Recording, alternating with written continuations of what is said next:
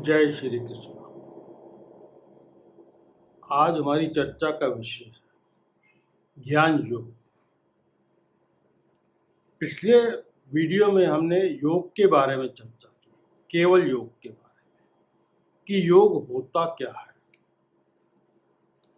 जिसमें भगवान श्री कृष्ण ने ये बताया था कि आत्मा और परमात्मा के संबंध जो है, मतलब आत्मा जो है परमात्मा का ही अंश है, इसको जानना ही योग है।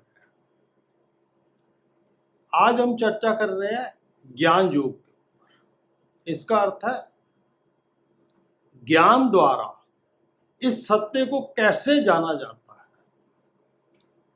उसको बोलते हैं ज्ञान योग। और ज्ञान योग को जानने से पहले यदि हम ये जान लें कि ज्ञान है क्या, जैसे पिछले वीडियो में हमने जाना कि योग क्या है, और पहले ये जान ले कि ज्ञान है क्या, तो हमें ज्ञान योग को समझना आसान हो जाएगा। जानो गीता मानो गीता मिशन में मैं आप सभी का हार्दिक स्वागत करता हूँ। और ये प्रोग्राम हमने इसलिए शुरू किया है कि जन जन तक गीता का संदेश सरल भाषा में पहुंचाया जाए कि गीता में क्या है। इसलिए हम आपसे अनुरोध भी करते हैं कि आप हमारे इस कार्यक्रम से जुड़े और गीता के ज्ञान को अपनाकर आप आनंदित जीवन व्यतीत करें। तब मैंने जैसे पहले बोला कि ज्ञान को जानना पहले आवश्यक है। ज्ञान क्या है? ज्ञान का अर्थ है कि किसी भी वस्तु को तत्व से जानना, और तत्व का अर्थ है कि किसी भी चीज को, किसी भी वस्तु को इस प्रकार जानना कि वो जैसी है, बिना मिलावट के, मतलब उसका अस्तित्व क्या है, उसको पूर्ण रूप से जानना। इसका मतलब है तत्व। तो तत्व से जानने का मतलब क्या हो गया कि हम हर वस्तु का, जिस वस्तु के बारे में हम जानना चाहते हैं, उसको हम पूर्ण रूप से जानते हैं। उसमें कोई मिलावट नहीं होती, कोई इधर उधर कुछ नहीं होता, जो वैसी है वैसा ही उसे जानते हैं। असल में ज्ञान का अर्थ ही है कि प्रकाश, और अज्ञान का अर्थ है अंधकार। जब हम किसी वस्तु के बारे में बिल्कुल नहीं जानते, मतलब हम अज्ञानी हैं, तो हमारे अंदर एक अंधकार होता है। अंधकार का मतलब है उसके बारे में हम बिल्कुल कुछ भी नहीं जानते, और जब हम उसके बारे में तत्व से जान लेते हैं तो हमारे अंदर एक प्रकाश आ जाता है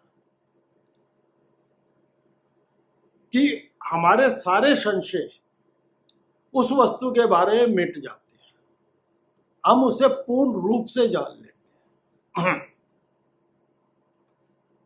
असल में अज्ञान को अंधकार का इसलिए संज्ञा दी है कि जब हम किसी के बारे में कुछ भी नहीं जानते, तो हम उस वस्तु के बारे में अंधकार में रहते हैं, और जब उस वस्तु के बारे में जान जाते हैं, हमें ज्ञान हो जाता है, तो हमारे अंदर एक उस वस्तु के बारे में कोई संशय नहीं रहता, पूर्ण रूप से उसे जान लेते हैं, हमारे अंदर एक प्रकाश हो, क्योंकि अंधकार को मिटाने का कोई और रास्ता ही नहीं। आप देखें, कमरे में अंधकार हो तो आप उसे बाहर नहीं निकाल सकते।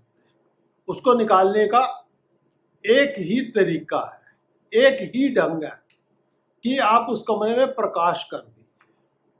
इसी तरह हमारे मन के अंदर जब हमें किसी वस्तु के बारे में अंधकार होता है तो हमें अज्ञान होता है, और जब हम ज्ञान की ज्योति जलाते हैं, ज्ञान का प्रकाश लाते हैं, तो उस वस्तु के बारे में हमें पूर्ण रूप से हर चीज पता चल जाती है, क्योंकि उसे हम फिर तत्व से जानते हैं। तत्व से जान के, जैसे मैंने मतलब बताया, उसको बिना मिलावट हम जानना शुरू करते हैं।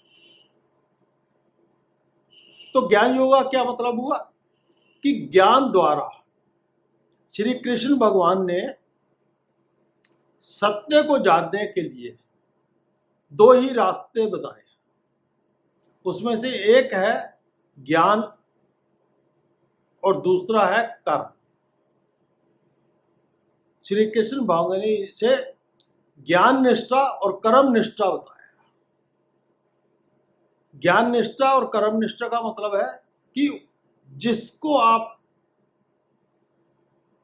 जानना चाहते हो उसको उसी प्रकार, मतलब ज्ञान से जानना चाहते हो तो ज्ञान से निष्ठा रख के, ज्ञान में पूरा विश्वास रख के आप ज्ञान का रास्ता अपनाएं और उस वस्तु को अच्छी तरह जानें। और दूसरा है कर्म निष्ठा के बारे में, जिसे हम अगले वीडियो में चर्चा करेंगे। तो ज्ञान निष्ठा से जानने में क्या है कि हम उस चीज को तत्व से जानें। ज्ञान से जाने के मतलब उस चीज को तत्व से जानें, और जो इसको जान जाता है, इस सत्य को पा जाता है, उसको श्री कृष्ण भगवान ने ज्ञान योगी, सांख्य योगी और तत्व योगी बोला। और श्री कृष्ण भगवान कहते हैं कि अगर आपको इस बारे में पता चलता है, मतलब जैसे उन्होंने कहा कि इसको जानने के लिए आप किसी तत्वज्ञानी के पास जाओ। तत्वज्ञानी के पास क्यों गया कहा है? क्योंकि जो सब वस्तुओं को तत्व से जानता है, उसके पास जाके आप उसे सबसे पहले उससे सुनो, उससे समझो। सुनने से क्या होगा कि आप उसके बारे में सब चीज तत्व से जानेंगे। तो आखिरी सत्य तक पहुंचने के लिए क्या है? प्रकृति को देखना कि प्रकृति कैसी है। इसे श्री कृष्ण भगवान ने आगे भी समझाया है। उस चैप्टर को हम आगे किसी वीडियो में भी उसकी चर्चा करेंगे। तो उसमें क्या, प्रकृति में जितनी भी वस्तुएं हैं वह सभी की सभी असत्य है। कैसे? क्योंकि श्री कृष्ण भगवान ने 2 अध्याय के 16वें श्लोक में इसी बात को समझाया कि सत्य क्या है और असत्य क्या है। वो कहते हैं असत्य का अभाव है, असत्य की सत्ता नहीं है, और सत्य का अभाव नहीं है। इसका मतलब है असत्य जो है वो हमेशा रहता नहीं है। उसकी सत्ता ना होने का मतलब है कि वो हमेशा रहता नहीं है, वो कुछ समय के लिए रहता है।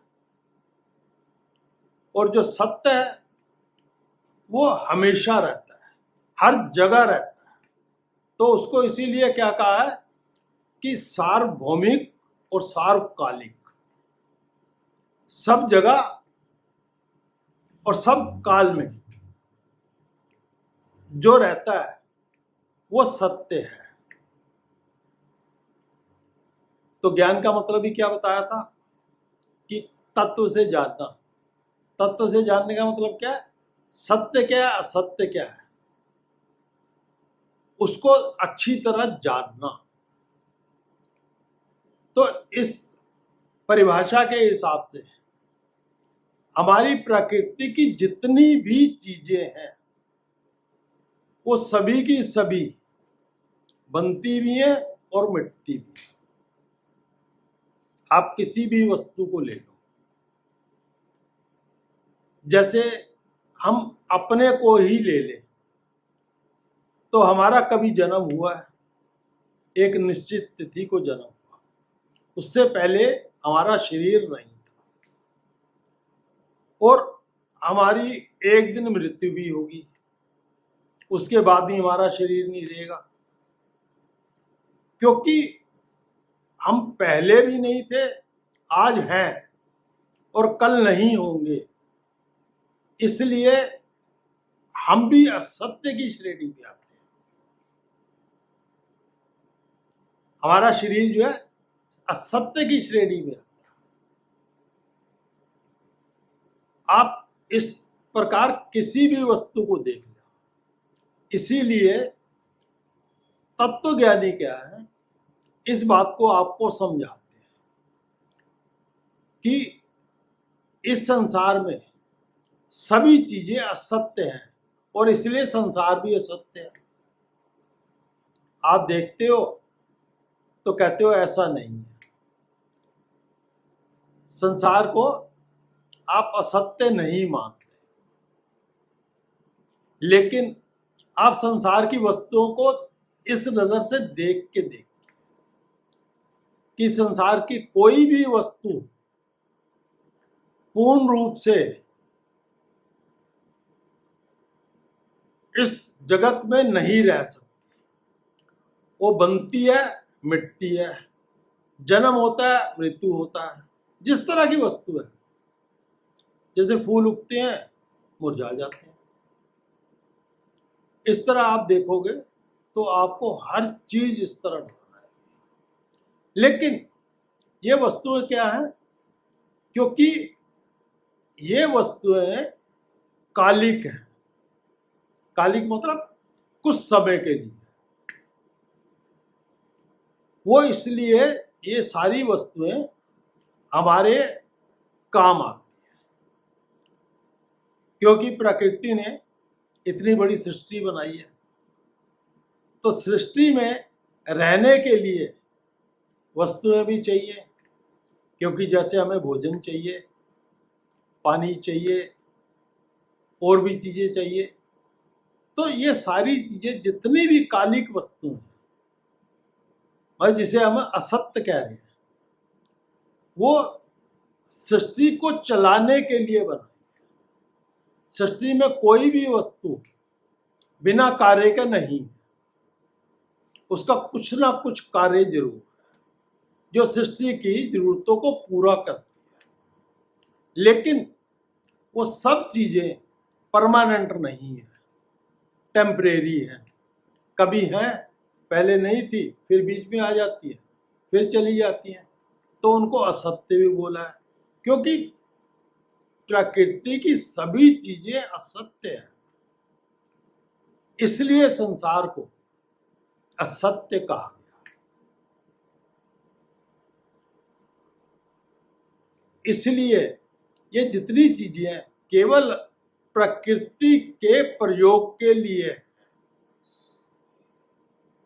कुछ पेड़ों के लिए है, कुछ जीवों के लिए है, किसी न किसी वस्तु का कोई ना कोई कारण जरूर है जिसलिए प्रकृति ने उसे बनाया है। आप अगर इस बात को तत्वज्ञानी से जान लेते हैं, तो जानने का मतलब क्या होता है कि आपको एक सूचना मिल गई, जैसे मैं बोल रहा हूं, आप सुन रहे हैं, आपको सिर्फ ये सूचना मिली है, आप इसको मान नहीं रहे। और अगर हम इसे फिर मनन करते हैं कि जो बात कही गई है कि क्या असत्य है, क्या सत्य है, तो पहले तो ये प्रकृति की वस्तुएं देखें कि ये असत्य है या नहीं है, और उसकी कसौटी क्या है, जो पहले नहीं थी आज है, कल नहीं होगी, वो वस्तु असत्य है। इस कसौटी से उसका मनन करें। जब मनन करते हैं तो कई चीज़ों के बारे में संशय भी उठते हैं। हो सकता है कोई ऐसी वस्तु हो जो बहुत पहले से चली आ रही हो, अभी भी चली जा रही है, तो हम उसे कहेंगे पता नहीं ये कब बनी थी, खत्म भी होगी नहीं होगी। तो इस तरह के संशय, कई तरह के संशय आ जाते हैं। तो श्री कृष्ण भगवान कहते हैं कि उस तत्वज्ञानी से अपने संशयों को दूर करो, जो भी भ्रम है उनको दूर करो। जब आपके सारे भ्रम मिट जाते हैं, संशय दूर हो जाते हैं, तो क्या होता है, उसके ऊपर एक श्रद्धा बनती है। श्रद्धा का वास्तविक मतलब है विश्वास। विश्वास बनता है कि जो हमें बताया गया है वो हमने मनन किया, देखा, उसके दर्शन किए, तो हमें वैसा ही पाया गया जैसा हमें बताया गया। तो इसलिए उसके ऊपर एक विश्वास बैठता है, श्रद्धा बनती है। बल्कि मैं तो श्रद्धा को एक और डेफिनेशन देता हूं कि श्रद्धा केवल विश्वास नहीं है, क्योंकि विश्वास टूट सकता है। जिस वस्तु के ऊपर आपको अविश्वास ना हो, कोई भी अविश्वास ना हो, उसको हम श्रद्धा बोलते हैं। जब श्रद्धा बन जाती है, हमारा ये अटूट विश्वास हो जाता है, कोई अविश्वास नहीं रहता कि ये संसार जो है वो झूठा है, असत्य है, तो हमें वो चीज नजर आती है जो इस संसार को चला रही है। वो शक्ति है, वो है परमात्मा। आप हर चीज में देखेंगे, अपने अंदर भी देखेंगे कि जब तक वो है तब तक हम हैं। इसका मतलब हम आत्मा ही है। इसके लिए भी श्री कृष्ण भगवान ने एक और चैप्टर में इसको समझाया गया, उसकी भी हम चर्चा करेंगे।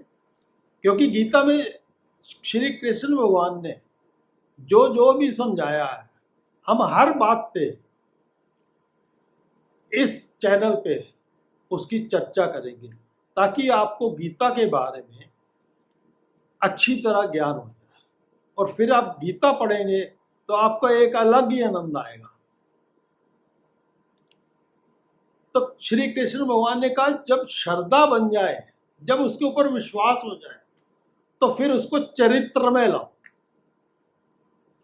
चरित्र में लाने का कैसे है कि उसका अभ्यास करो। आपने मनन किया, आपको विश्वास हो गया, आप उसको चरित्र में लाओ।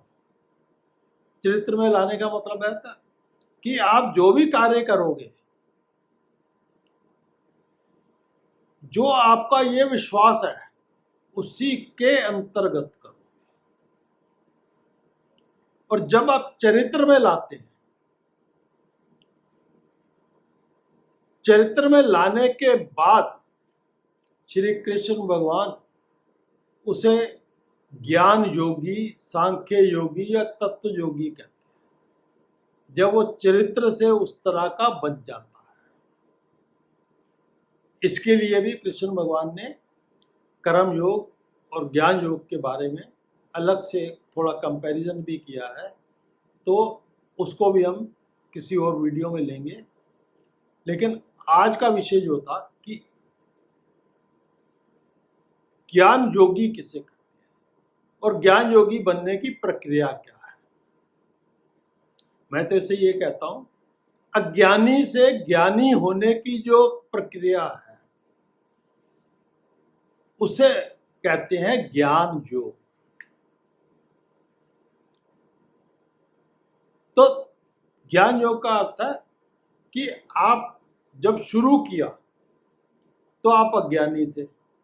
जैसे हम करते हैं ना, मैथ्स में बिल्कुल नहीं जानते तो हम मैथ्स के टीचर के पास जाते हैं, तो वो हमें पढ़ाता है, हम उसकी प्रैक्टिस करते हैं, समझते हैं, तो मैथ्स में या गणित में हम निपुण हो जाते हैं। इसी प्रकार श्री कृष्ण भगवान ने कहा है कि आप तत्वज्ञानी के पास जाओ, क्योंकि वो इस संसार को और परमात्मा को तत्व से जानता है। वो जैसे हैं उनको वैसे ही जानता है, ताकि वो आपको समझा सके, आपके भ्रम दूर कर सके और आप जो है तत्वज्ञानी या ज्ञान योगी बन सके।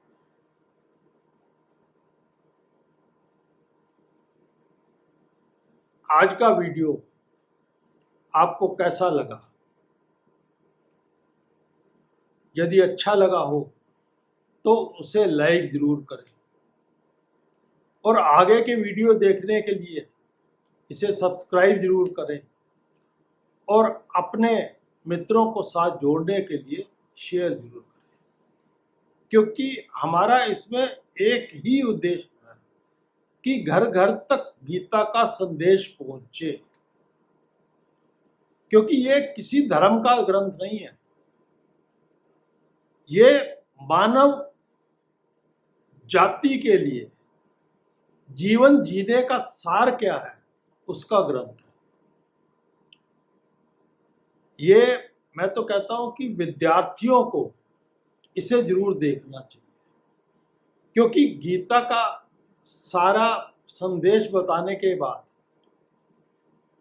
हम इसे विद्यार्थी कैसे ज्ञान पाने के लिए यूज कर सकते हैं, कर्म करने के लिए कैसे यूज कर सकते हैं, इन सब के ऊपर विस्तार से चर्चा करेंगे।